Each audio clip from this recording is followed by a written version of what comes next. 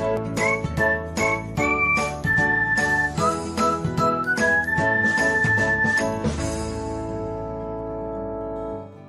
everyone, welcome back to another episode of Technologyglance.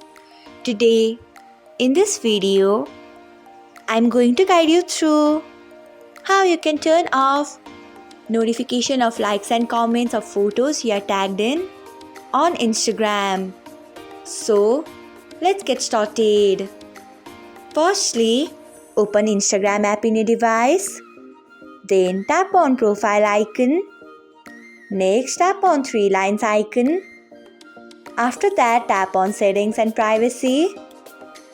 Next, tap on notifications.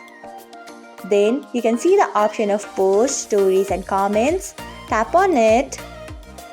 After that, you can see the option of likes and comments on photos of you. Tap on turn off. So this is how you can turn off notifications of likes and comments of photos you are tagged in on Instagram. Thanks for watching. If you found this guide helpful, we would love it if you hit the thumbs up button below.